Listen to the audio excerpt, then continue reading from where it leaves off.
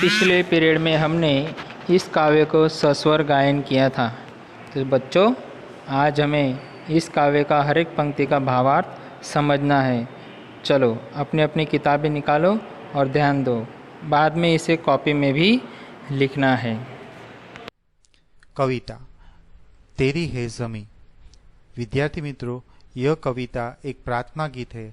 प्रार्थना गीत यानी जिस गीत में प्रभु का स्मरण किया गया हो वो प्रार्थना गीत कहा जाता है। इस कविता में ईश्वर के प्रति कृतज्ञता यानी प्रभु के प्रति आदर, संतोष और विश्वास का भाव व्यक्त किया गया है। ईश्वर सबसे शक्तिमान है और वे हम सबका ख्याल रखते हैं, इस भाव को भी व्यक्त किया गया है। यहाँ पर एक और बात भी हमें समझनी है कि चाहिए हम कोई भी धर्म के हो, हम सबके ईश्वर एक है और वे हमें एक जैसा ही प्रेम करते हैं। हमें सभी धर्मों के प्रति श्रद्धा रखनी चाहिए। आइए तो अब इस कविता को समझते हैं। तो सबसे पहले अपनी हिंदी की बुक में से पेज नंबर 1 खोलिए, जिसमें प्रथम पंक्ति दी गई है, तेरी है ज़मीं से शुरू होकर बख्शिश कर तक है। उसकी समझूती है, हे ईश्वर, यह सारी ज़मीन आपकी है और यह सारा आकाश भी आपका है। आप बड़े दयालु हो, हमें हमारे अपराधों के लिए क्षमा करना और हम पर अपनी कृपा करना। दूसरी पंक्ति में सभी का है से शुरू करके बख्शिश कर तक है, जिसकी समझूती है, आप हम सबके पिता हैं और हम सब आपकी संतान हैं। हे हमारे ईश्वर, हमें हमारे अपराधों के लिए क्षमा करना और हम पर अपनी कृपा करना।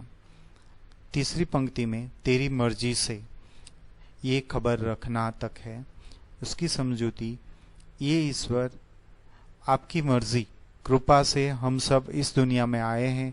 आपकी कृपा से ही हम सब ने यह शरीर और प्राण पाए हैं। आप सदा अपनी कृपा दृष्टि हम पर बनाए रखना और हमारे अच्छे बुरे हालत का ख्याल रखना। चौथी पंक्ति में तू चाहे तो और आफत टाले तक की जो समझूती है वो इस प्रकार है, हे ईश्वर, आप चाहे तो हमें जीवन मिलता है, आप चाहे तो हमें मृत्यु मिलती है। हम सब आपके सामने अपना सर झुका कर खड़े हैं। हे सर्वशक्तिमान ईश्वर, आप चाहे तो सभी प्रकार की आफत दूर हो सकती है। कविता का सार। इस कविता में कवि ईश्वर के प्रति अपनी श्रद्धा और प्रार्थना का वर्णन करते हैं। कवि कहते हैं कि ईश्वर सर्वशक्तिमान है।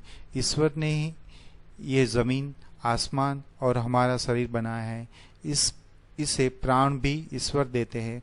कवि ईश्वर से अपनी कृपा बनाए रखने की प्रार्थना करते हैं।